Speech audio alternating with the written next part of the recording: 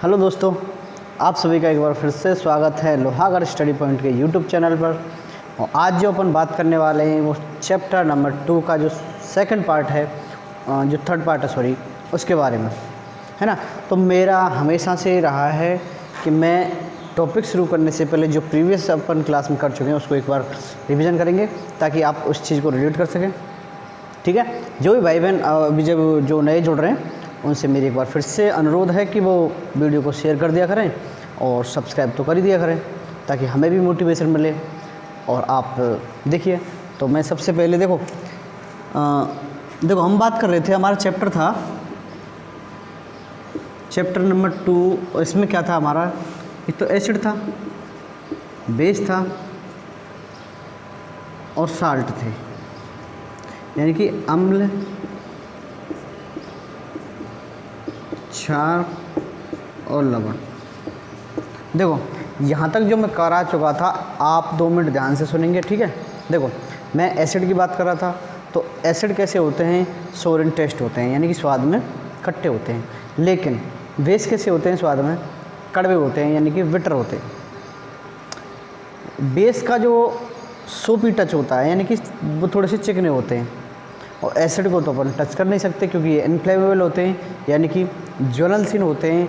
अगर हमने इसको टच किया तो ये हमारे स्किन को जला सकते हैं। क्लियर है। फिर हमने बात करी थी साल्ट की, यानी कि जब एसिड और बेस रिएक्शन करते थे तब क्या बनता था, साल्ट बनता था। क्लियर है। फिर उसके बाद हमें ये प्रॉब्लम थी कि पता कैसे चलेगा कि ये चीज़ एसिड है या बेस है। उसके लिए हमने क्या यूज किए थे, इंडिकेटर्स। क्या यूज किए थे, इंडिकेटर्स। और इंडिकेटर्स को क्या कहते हैं अपन, सूचक। सूचक तुम्हारे लिए बहुत ही इंपॉर्टेंट है। मैं वापस एक बार लिख रहा हूँ उनको, ठीक है, आप देख लेना। देखो जो चीज़ मैंने बताई थी, एक बार पहली मैंने इंडिकेटर बताई थी हल्दी, यानी कि टर्मरिक बताई थी। अगर ये देखो, जब मैं हल्दी को किसी साबुन से धो रहा हूँ, और साबुन कैसा है, बेसिक साबुन है, यानी कि कैसा साबुन है, क्षारकीय साबुन है।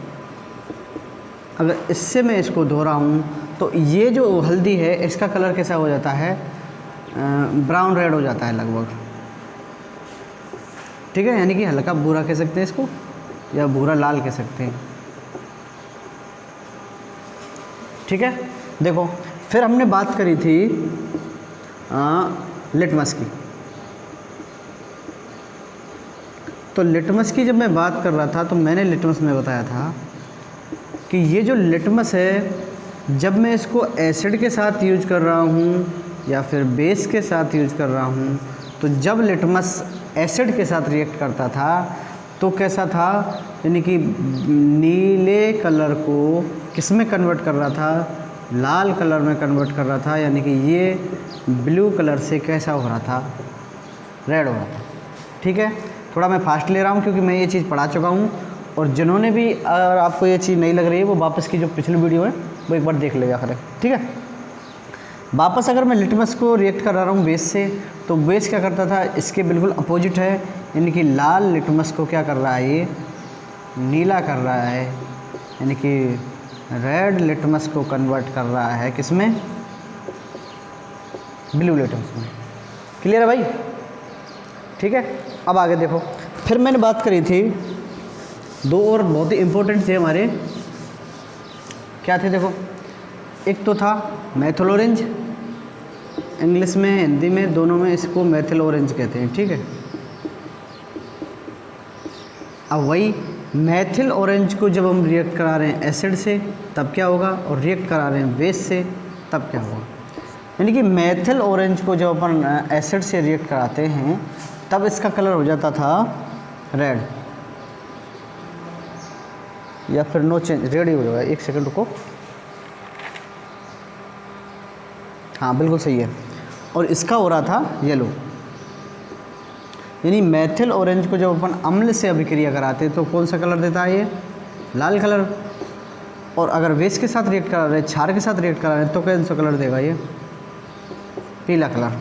दूसरा मैंने बात करा था फिनोप्थिलीन की,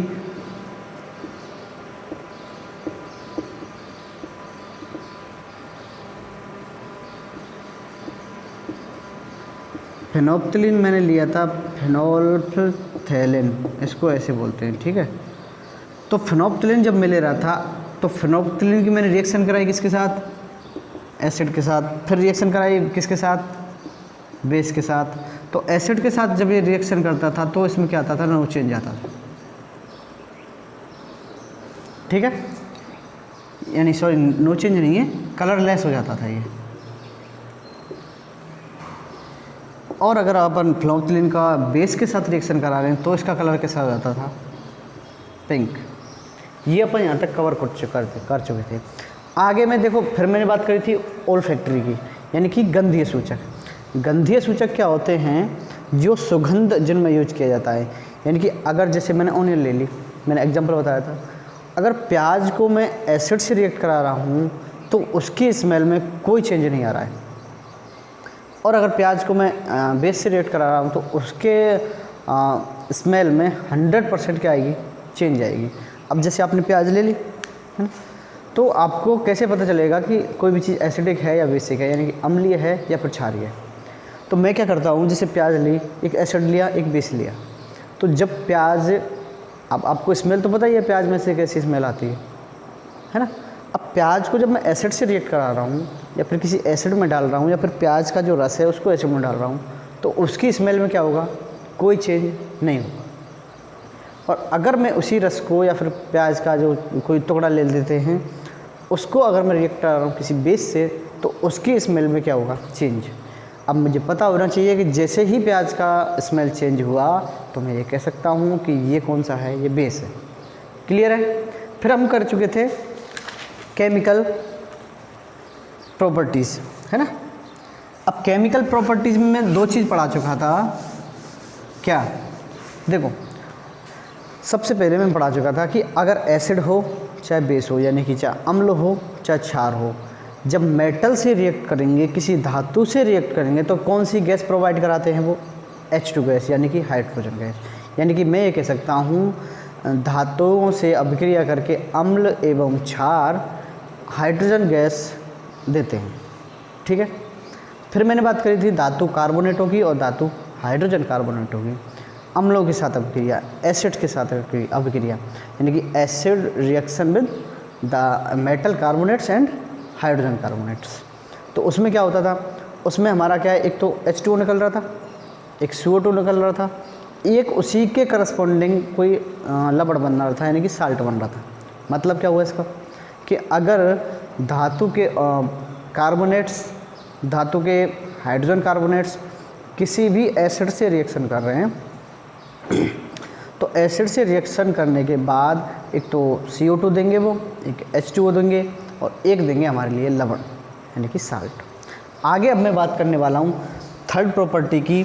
तो तीसरी, अब टॉपिक नंबर 3 डाल लेंगे इसका, है चलो।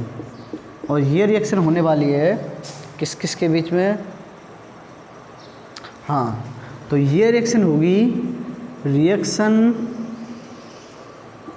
Of acid with base. अब देखो, यानी कि हम क्या कर रहे हैं, अम्ल और क्षार की अभिक्रिया करें भाई।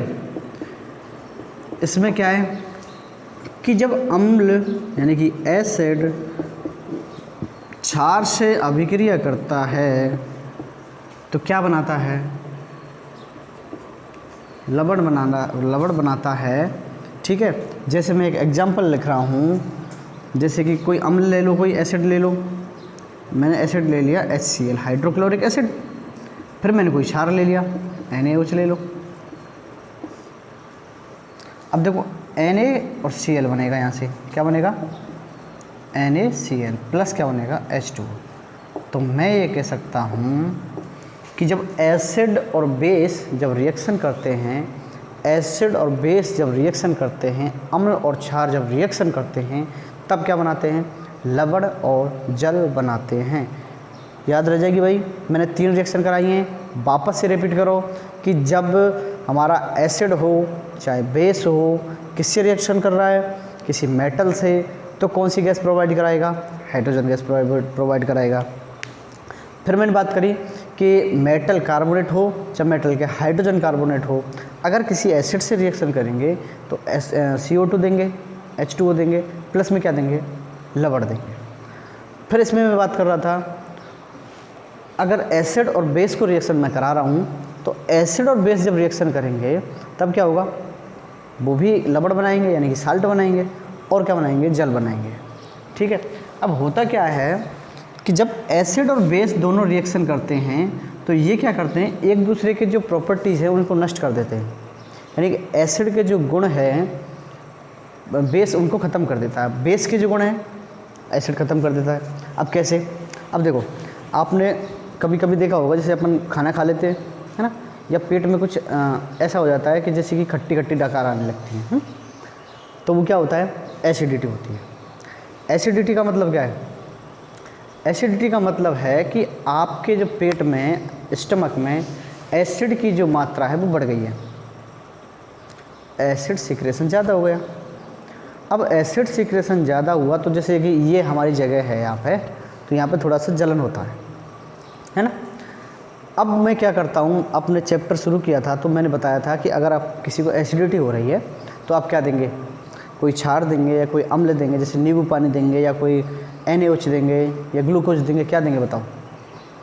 तो ये जो रिएक्शन है इसके अकॉर्डिंग मैं कह सकता हूँ कि अम्ल और क्षार एक दूसरे के गुण को ख़त्म कर देते हैं। तो हमारे पेट में क्या बना?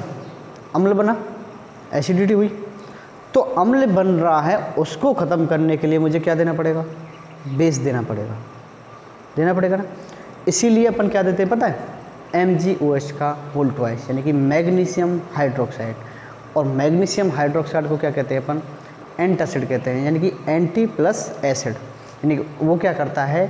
अम्ल के यानी कि एसिड के जो प्रॉपर्टी हैं, जो गुण हैं, उनको क्या कर देता है? ख़त्म कर देता है। और उनको ख़त्म करते ही आपकी एसिडिटी ख़त्म। आपने ऐड में देखा होगा 6 सेकंड में एसिडिटी गायब, तो उनमें भी क्या होता है? बेसिक होते हैं, है ना। आ जाएगी समझ में।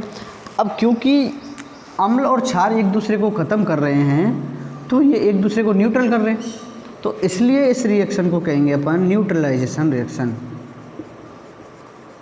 क्या कहेंगे? न्यूट्रलाइजेशन रिएक्शन, यानी कि उदासीनीकरण अभिक्रिया। तो उदासीनीकरण अभिक्रिया किसको कहेंगे बताओ? कि जब अम्ल और क्षार रिएक्शन करके लवण और जल बनाते हैं तो वे अपने एक दूसरे के गुण को समाप्त कर लेते हैं, न्यूट्रल कर लेते हैं, तो इसलिए इसको क्या कहते हैं? न्यूट्रलाइजेशन रिएक्शन या फिर उदासीनीकरण अभिक्रिया। ठीक है, याद हो जाएगा भाई। अब देखो, आप इसका एक बार स्क्रीनशॉट ले लो।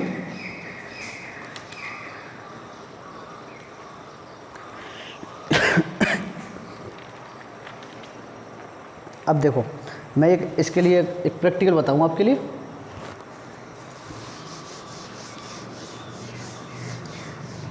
देखो, मैंने बताया था फिनोप्थिलीन क्या होता है? इंडिकेटर होता है, यानी कि फिनोप्थिलीन जो है एक सूचक होता है ना। ध्यान से सुनना है, क्योंकि यहाँ में आपको ये ध्यान रखना है भाई कि बार बार रिएक्शन आएंगी, बहुत सारी रिएक्शन आएंगी, आपको एक एक केमिकल की कि कब कौन सा केमिकल यूज हो रहा है उसका ध्यान रखना है ना। अब देखो, मैंने लिया है फिनोप्थिलीन, है ना। फिनोप्थिलीन क्या करता है? इंडिकेटर है। इंडिकेटर क्या करते हैं? इंडिकेटर क्या है, हमें ये बताते हैं भाई कि इसमें ये कितना एसिडिक है, ये बेसिक है या एसिडिक है, यानी कि अम्ल है या क्षार है, यही तो बताते हैं इंडिकेटर। अब मैंने चलो मान लिया एक टेस्ट ट्यूब ले लिया है ना। क्या लिए? टेस्ट ट्यूब ली, और टेस्ट ट्यूब में चलो मान लो मैंने कोई सॉल्यूशन लिया, और वो सॉल्यूशन चलो मैं ले रहा हूँ किसका?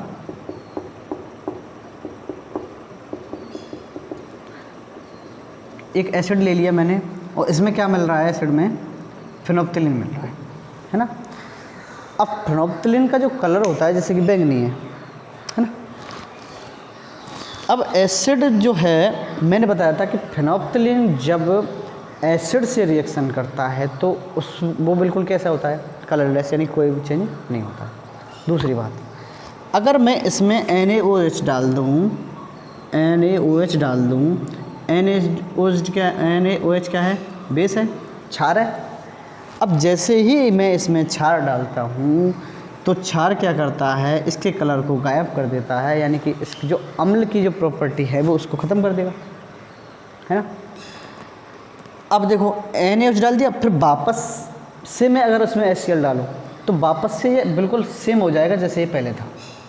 मैं कहना क्या चाह रहा हूँ कि मैं ये कहना चाह रहा हूँ कि एसिड जो होते हैं बेस की प्रॉपर्टी ख़त्म कर देते हैं और बेस जो है एसिड की प्रॉपर्टी ख़त्म कर देते हैं। इसलिए इस रिएक्शन को क्या कह देते हैं अपन? न्यूट्रलाइजेशन रिएक्शन, यानी कि उदासीनीकरण अपक्रिया, यानी कि ऐसी रिएक्शन जिसमें एसिड एंड बेस रिएक्शन के बाद क्या बनाते हैं? साल्ट बनाते हैं, H2O बनाते हैं। तो इसलिए उसको क्या कह देते हैं अपन? Neutralisation reaction. ठीक है, आगे चले भाई, समझ में आ गई? देखो अगर आपको चीज़ें समझ में नहीं आ रही भाई तो एक बार वीडियो को वापस कर लिया करें, है ना। और थोड़ी सी कॉम्प्लिकेटेड चीज़ हैं, थोड़ी सी मेहनत लगेगी आपकी, 1-2 बार रिवीजन करना पड़ेगा तो ये पक्का आपको समझ में आ जाएगा। ठीक है, आप बने रहे मेरे साथ, मैं गारंटी ले रहा हूँ आपको अच्छे नंबर लेकर आएंगे आप साइंस में। मैथ के सर हैं, आपको बहुत ही शानदार तरीक़ा से पढ़ा रहे हैं, जो साइंस पढ़ रहे हैं यहाँ पे, और उनके लिए बता दूँ कि मैथ भी इतनी ही शानदार तरीक़ा से पढ़ाई जा रही है आपको। इसलिए आप क्लासेस का आनंद लें, पढ़ाई करें, और जो भी अपने भाई बहन हैं सबके लिए शेयर कर दिया करें कि 2023-24 का जो नया बैच है मैथ और साइंस के लिए, चाहे वो NCERT से हों, CBSE, Rajasthan board, Bihar board, Jharkhand board, किसी भी बोर्ड से हों, इससे कोई मतलब नहीं है। और चाहे आप हिंदी मीडियम से हों, चाहे आप इंग्लिश मीडियम से हों, किसी भी माध्यम से आप पढ़ाई कर सकते हैं, बशर्ते आप पढ़ाई करें और लगातार हमारे साथ बने रहें। और अगर आपको वास्तव में ये लगता है कि चीज़ें समझ में आ रही हैं और हम बहुत अच्छा काम कर रहे हैं और आप बहुत अच्छी पढ़ाई कर रहे हैं, तो चैनल को पहले तो आप लाइक ज़रूर करके जाया करें और कमेंट किया करें कि सर हमें ये चीज़ समझ में आ रही है या फिर नहीं आ रही है। ठीक है, आप इन चीज़ों का भी ध्यान रखा करें, वीडियो तो देख ही रहे हैं और ये भी ध्यान रखना है आपको। ठीक है, तो मैं आगे चलूँ, आप 4th नंबर डाल लेंगे। अब हम केमिकल प्रॉपर्टी पढ़ रहे हैं एसिड और बेस की, तो 4th नंबर पर जो केमिकल प्रॉपर्टी अपन लेंगे बहुत शानदार है भाई, आपको ध्यान रखना है इसमें। 1 सेकंड में आपको 1 मिनट निकाल लेता हूँ उसको।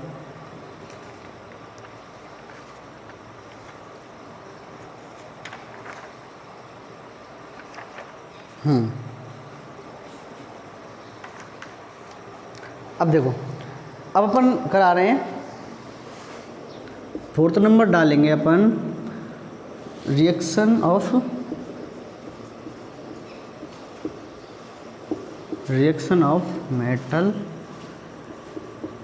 Metallic oxide with acids. यानी अब हम रिएक्शन किसकी करा रहे हैं अपन? अम्लों की रिएक्शन करा रहे हैं, यानी कि अम्ल की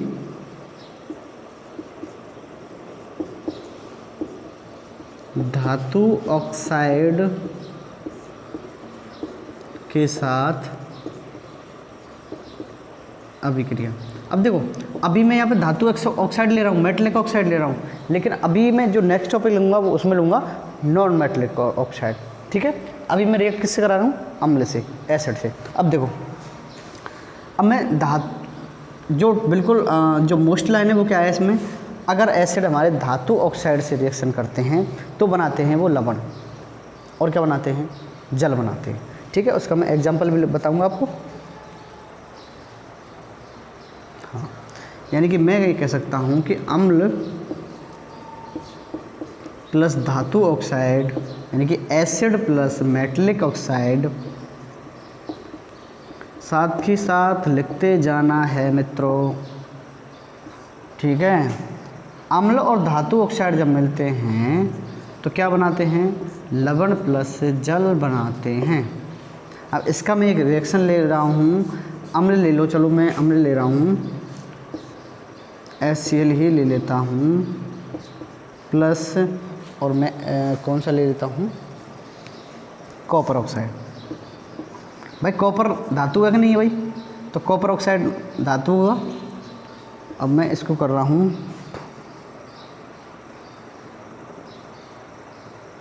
ये बनेगा CuCl2 प्लस H2O। अब ये जो रिएक्शन है आपको बड़े ध्यान से देखनी है भाई, थोड़ी सी कन्फ्यूजन है इसमें। अब मैं बता देता हूँ क्या है। देखो, अगर आपको याद हो तो 5 मिनट पहले मैंने एक चीज़ बताई कि न्यूट्रलाइजेशन रिएक्शन बताई थी, उदासीनीकरण अभिक्रिया बताई थी कि जब अम्ल और क्षार रिएक्शन करते हैं तो क्या बनाते हैं, लवण प्लस जल यानी कि साल्ट प्लस H2O वाटर बनाते हैं। याद रहेगा। अब देखो, अगर मैं कहूँ क्या होता है, ये क्या है हमारा साल्ट है, कॉपर क्लोराइड क्या है, साल्ट है यानी कि लवण है। ये क्या है, जल है। ये क्या है, हमारा अम्ल है। तो मैं ये कह सकता हूँ ना, मैंने अभी बताया था कि अम्ल और क्षार मिलके क्या बनाते हैं, लवण और जल बनाते हैं। तो मैं ये कह सकता हूँ जो कॉपर ऑक्साइड है वो क्या है, एक क्षार है। कैसे कह सकता हूँ, अब देखो मैंने एक रिएक्शन बताई थी कि अम्ल और क्षार क्या होते हैं, एक सेकंड, अम्ल और क्षार क्या होते हैं अम्ल और जब क्षार रिएक्शन करते हैं तो न्यूट्रलाइजेशन रिएक्शन होती है, और न्यूट्रलाइजेशन उदासीनीकरण अपक्रिया के दौरान क्या बनता है, साल्ट बनते हैं, लवण बनते हैं और जल बनता है। अब मैं ये कह रहा हूँ कि अम्ल जब धातु ऑक्साइड के साथ यानी मेटलिक ऑक्साइड के साथ रिएक्शन करते हैं तब भी क्या बनाते हैं भाई, लवण और जल बनाते हैं। तो अम्ल तो हमारे पास है ही, एसिड तो हमारे पास है ही। तो मुझे जब पता है कि अम्ल के साथ कौन रिएक्ट करेगा ताकि हमारा लवण बने और साल्ट बने और जल बने, भाई अम्ल के साथ एसिड के साथ क्या चीज़ रिएक्ट करनी चाहिए ताकि हमारे पास लवण बने यानी कि साल्ट बने और क्या बने, जल बने। तो मुझे पता होना चाहिए, आपको ध्यान रखना है कि जब अम्ल के साथ अपन क्षार की यानी कि बेस की रिएक्शन कराएंगे तो ही लवण और जल बनते हैं। तो मैं ये कह सकता हूँ, जो इम्पोर्टेंट बात यहाँ से क्या निकल के आई है कि जो मेटलिक ऑक्साइड होते हैं, जो मेटलिक ऑक्साइड होते हैं इनकी जो नेचर होती है वो कैसी होती है, बेसिक होती है। मैंने प्रूव किया है अभी, यानी कि मैं ये लिख सकता हूँ कि धातु ऑक्साइड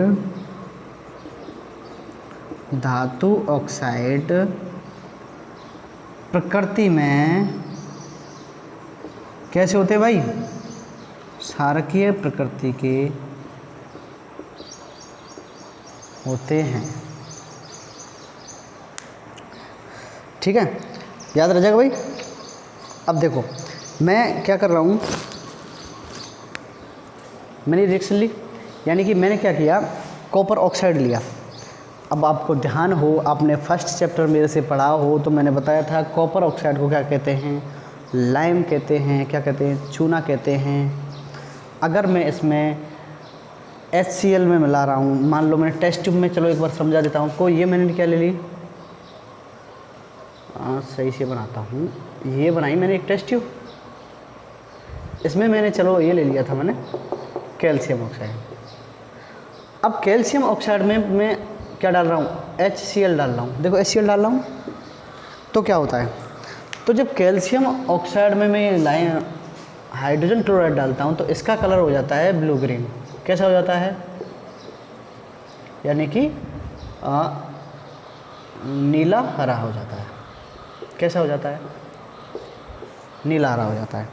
यानी कि अगर मैं कैल्शियम ऑक्साइड में हाइड्रोजन क्लोराइड यानी कि HCl मिला देता हूँ तो क्या होता है, वो कैसा बन जाता है, नीला हरा बन जाता है, यानी कि ब्लू ग्रीन बन जाता है।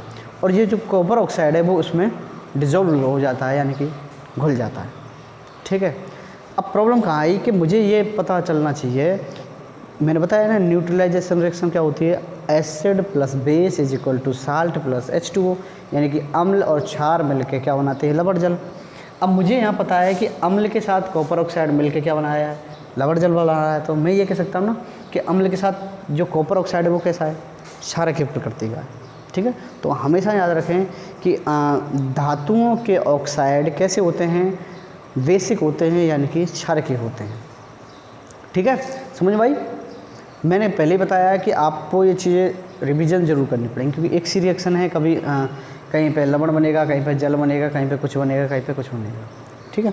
और बाद में जब मैं ये सारी रिएक्शन करा दूँगा ना, उसके बाद में एक इंडेक्स बनवाऊँगा कि किसकी रिएक्शन के बाद क्या बन रहा है, किसकी रिएक्शन के बाद क्या बन रहा है। क्लियर है? आगे चले। देखो आप 5th नंबर डालेंगे,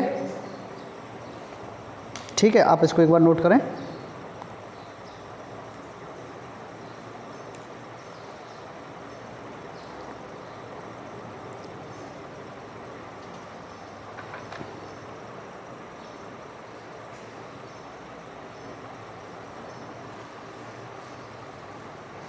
हाँ भाई चलो देखो, अब अपन बात कर रहे वाले हैं, ये क्या थी हमारी एसिडों की मेटलिक ऑक्साइड के साथ रिएक्शन थी। अब मैं अगर कहूँ कि बेसों की यानी कि क्षारों की नॉन मेटल ऑक्साइड के साथ रिएक्शन कराएंगे अपन, है ना। अब ध्यान दें, एक एक वर्ड का ध्यान दें भाई, ये थोड़ा सा बहुत इंटरेस्टिंग चीज़ है। अगर आप इसमें इंटरेस्ट लेंगे तो भाई आपको करना क्या है, आपको समझना है बस। मैं पूरा लिखा रहा हूँ आपको बाकायदा, हैं। देखो अब मैं किसकी रिएक्शन करा रहा हूँ, रिएक्शन नॉन मेटल, अभी मैंने मेटल लिए थे, नॉन मेटलिक ऑक्साइड यानी कि अधातु oxide, reaction non metallic oxide with, मैंने पहले क्या लिया था एसिड, अब ले रहा हूँ मैं बेस, यानी कि क्षारकों की नॉन मेटलिक अधात्विक ऑक्साइड के साथ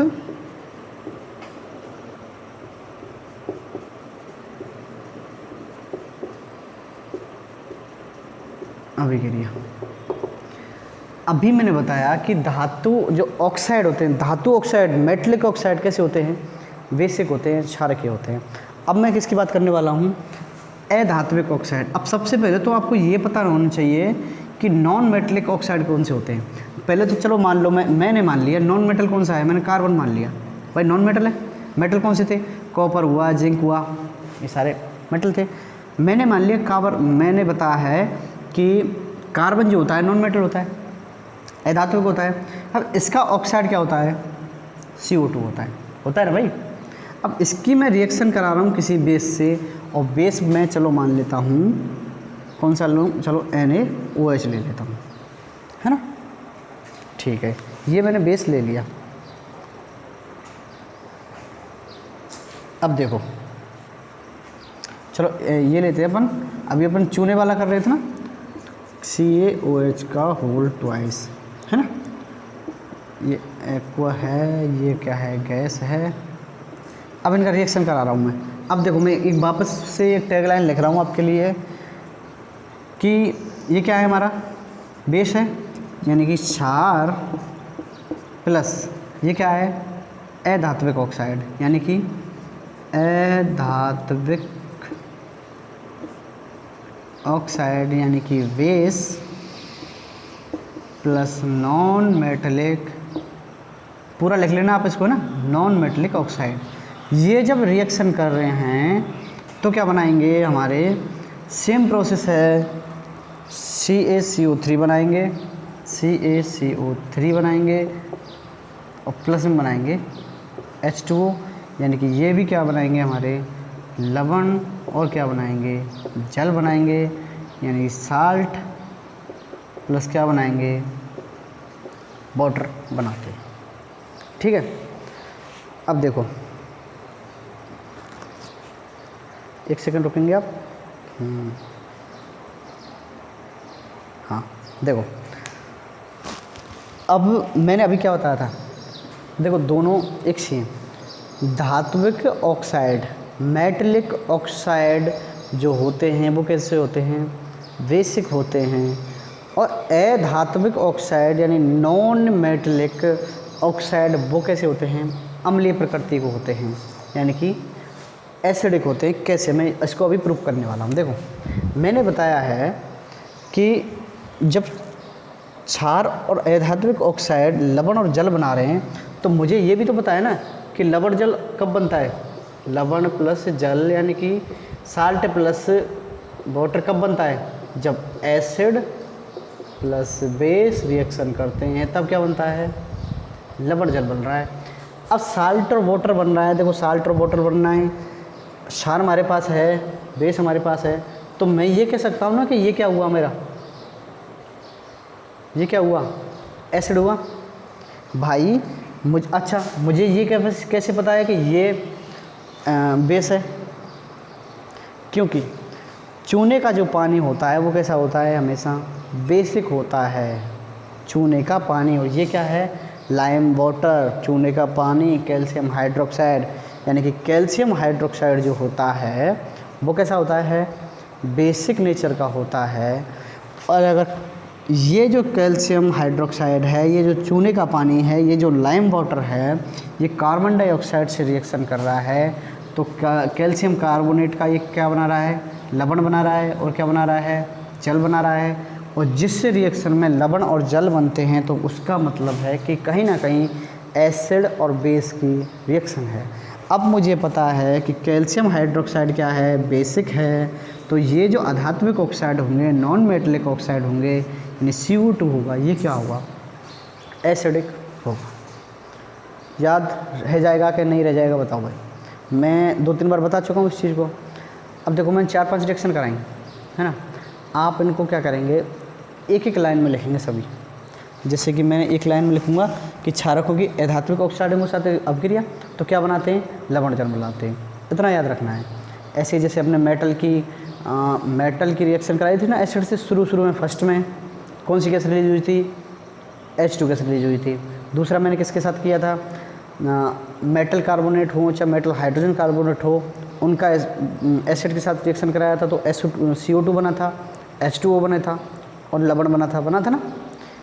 न्यूट्रलाइजेशन रिएक्शन कराई थी मैंने अभी, अम्ल प्लस क्षार बराबर लवण प्लस जल, यानी कि एसिड प्लस बेस। इस रिएक्टर के बाद होता है क्या, साल्ट और वाटर। और साल्ट और वाटर हो रहे हैं एसिड और बेस रिएक्शन करने के बाद। अब पता होना चाहिए कि जब मैं मेटलिक ऑक्साइड को रिएक्शन करा रहा हूँ एसिड से, मेटलिक ऑक्साइड का रिएक्शन करा रहा हूँ एसिड से, यानी कि धातु ऑक्साइडों की अभिक्रिया जब मैं अम्ल के साथ कराऊंगा तो मुझे पता चला कि जो धातु ऑक्साइड हैं वो कैसे होते हैं, क्षारक होते हैं। वापस मैं नॉन मेटलिक ऑक्साइड का रिएक्शन करा रहा हूँ बेसिक के साथ, यानी कि क्षारकों के साथ, तो मुझे पता चला कि जो नॉन मेटलिक ऑक्साइड यानी कि अधात्विक ऑक्साइड जो होते हैं वो कैसे होते हैं, अम्लीय होते हैं। यहाँ तक तुम्हें मेरे हिसाब से सब चीज़ याद हो गई होंगी। आप इसका एक बार स्क्रीनशॉट ले लो।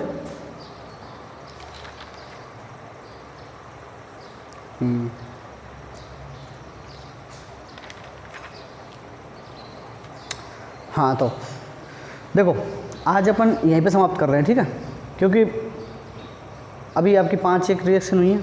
अगर आप यहाँ तक याद कर लेते हो तो अभी जैसे और रिएक्शन बढ़ेंगी। अगर एक दिन में मैं सारा कुछ करा दूँ तो थोड़ी सी दिक्कत आपको होने लग जाएगी, क्योंकि एक सी रिएक्शन लगेगी, है ना। तो आप जब भी कल क्लास में आएँ एक बार रिवीजन करके आएँ। देखो आपको रिवीजन मेनली क्या करना है, सबसे जो इम्पोर्टेंट है, एक तो जो मैंने कराए थे इंडिकेटर्स कि मेथिल ऑरेंज का कलर कब कैसे चेंज हो रहा है ना, फिनोप्थिलीन का कब हो रहा है, लिटमस का कैसे होता है ना। अब पता इसका एक, अगर मैं इसको प्रूव करूँ तो पता कैसे करना है। देखो चलो आपके लिए एक एग्जांपल बता देता हूँ। देखो चलो मैं ये वापस साफ़ कर देता हूँ। इसको मैं एक प्रैक्टिकल के थ्रू बता रहा हूँ आपको, है ना, कि जो कार्बन डाइऑक्साइड होगी वो हमारी एसिड कैसे होगी, मैं वो भी बता देता हूँ, है ना।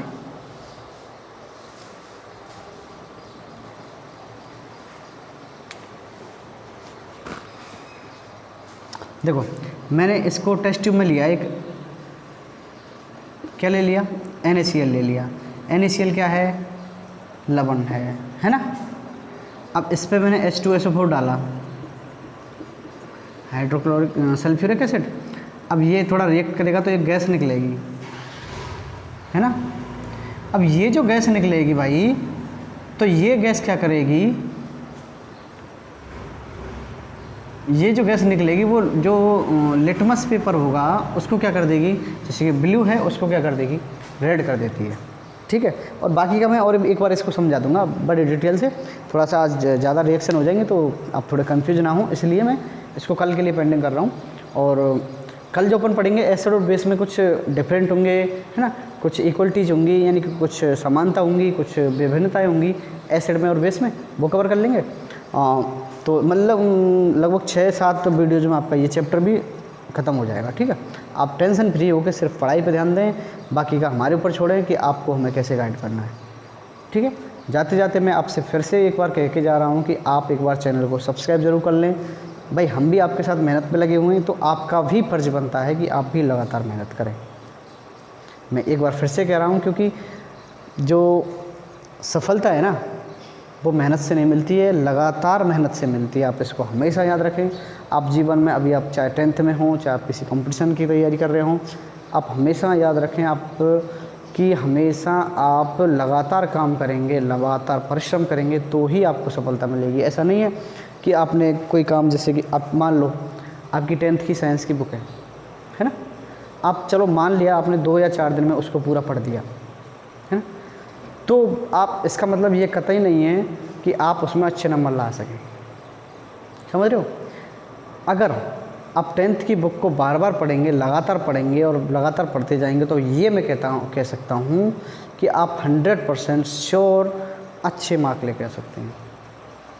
ठीक है, तो मेरी बातों को थोड़ा सा सीरियसली लिया करें, पढ़ाई पर ध्यान दिया करें। ठीक है, बाकी के और टाइम पास होते रहते हैं, लेकिन जो इम्पोर्टेंट काम है अभी हमारा वो क्या है, पढ़ाई। तो आप सिर्फ पढ़ाई पर ध्यान दें और जाते जाते चैनल को सब्सक्राइब करते जाएंगे। जो भी भाई बहन नए हुए हैं, अभी चैनल पे आए हैं, वो सभी सबके साथ शेयर किया करें। ठीक है, और हमें कमेंट किया करें कि सर यहाँ से ये चीज़ समझ में नहीं आई है, और अगर समझ में आई है तो भी आप कमेंट करें कि सर चीज़ समझ में आ गई, ताकि हमें पता चले, फीडबैक मिले कि कहाँ पे हमें सुधार की ज़रूरत है, कहाँ पे कुछ कमी रह गई है। ठीक है, तो मिलते हैं नेक्स्ट वीडियो के साथ। ठीक है, धन्यवाद।